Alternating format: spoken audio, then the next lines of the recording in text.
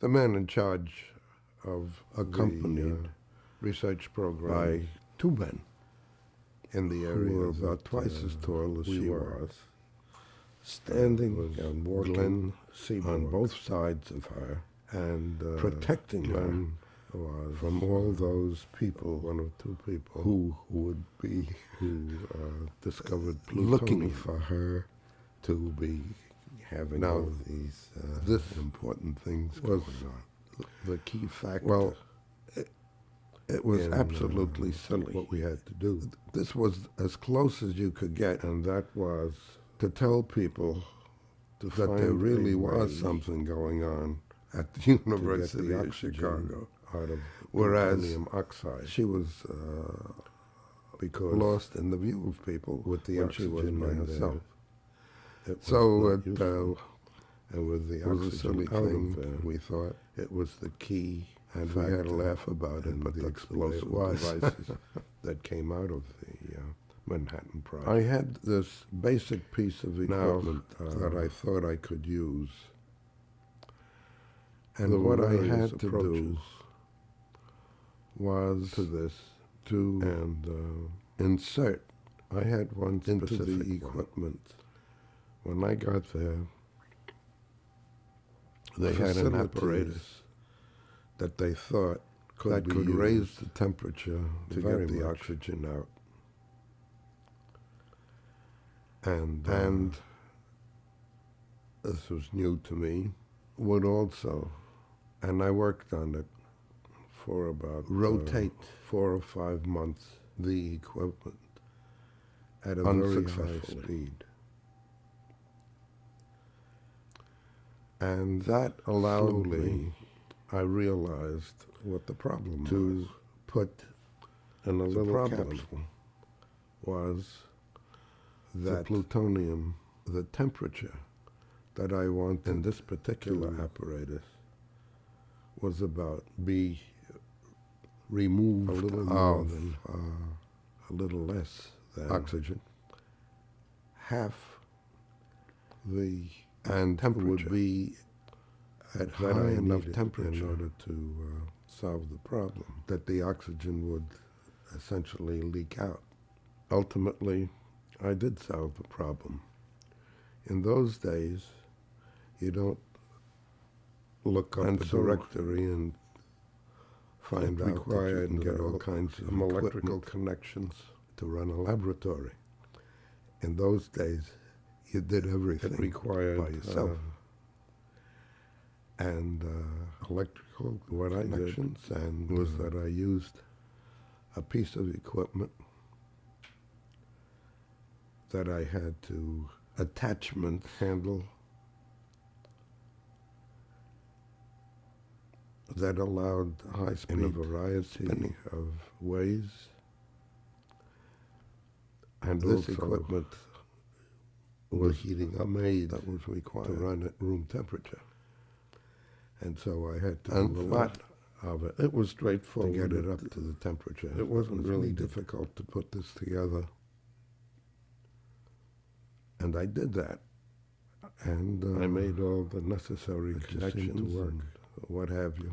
I had to And brought it to a point guess before I could get to a somewhat temperature that I thought would work. as to how high I needed to go in the And this was temperature.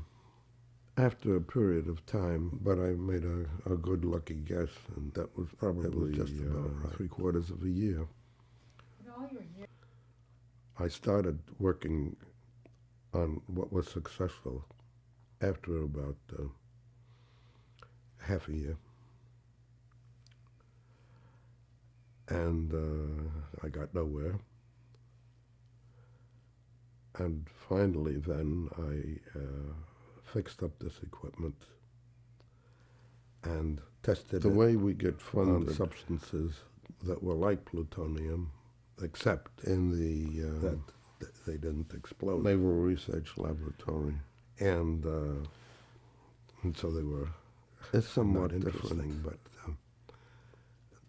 or perhaps even What I was able to do considerably was to different set up than a series how of it works tests in for universities. my equipment to see that everything was in place and everything seemed to in be universities, workable.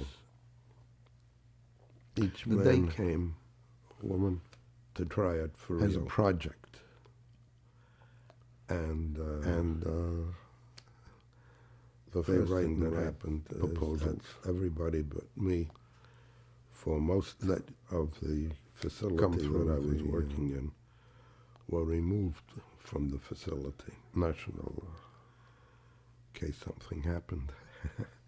Facilities that I wasn't fund these things, particularly concerned. at the lab. I had made many trials to test What you have the instrument that I made would work. is a group of people And so working I in a just proceeded to certain do area. this. Usually, And lo and behold, I made plutonium. and that entire area Plutonium oxide. That's gets what they funded. wanted. That's what I did. Certainly, again, on the basis After that, of what you're things going were to settling down, But it was because particularly easy the war for was us almost over. when we first got there, And because we needed what equipment happened to to be my made. wife and me was We that had the shops there to was make some project of We interest had, to the U.S. Navy. a gentleman That, who was the head of our unit. My There were, I would doctorate say, professor about 8 such people, was asked to do as the head of units. and he asked me to come back to work with him on it. About 8 units at that And time. I spent 2 years Chemistry, on this physics, project, that sort of thing. and I'm happy to say it also worked out. And the man who was the And after head those of our 2 unit years, the war was over. had a settled out, philosophy.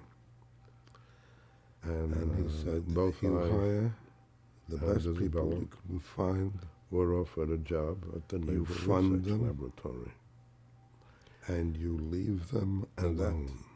turned out to be And I can one of the tell you most that really worked. marvelous things. And we That and our other colleagues around who were in to that us. atmosphere It was a great did place marvelous to work.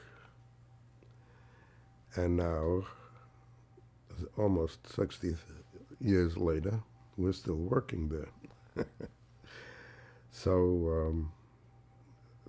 that's the general picture of what role I played in this work at Chicago, and the nice consequences people. that came out of it. Glenn Seaborg was a very nice man, and I enjoyed working under his supervision. In this entire group that I was in the course of years, a part of, we stayed in touch. had written to the president He would come to Washington to please in later years not be the first ones there was always to drop the concern bomb. at the university This was a that general what they were feeling doing would everybody get out found into the out. public.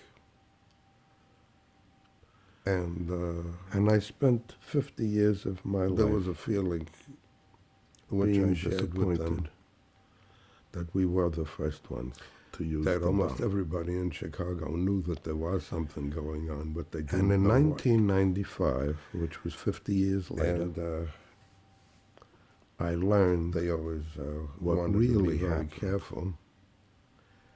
And in one of the, And I'll tell you one the of the story aspects of the project that What Isabella really worked happened at was that before we dropped the first was bomb, the production of certain we types of asked them to materials quit.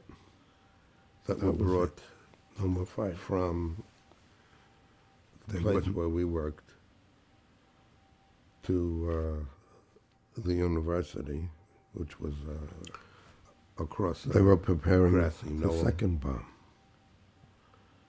For the And we purpose asked of, them to quit. further And they investigation didn't.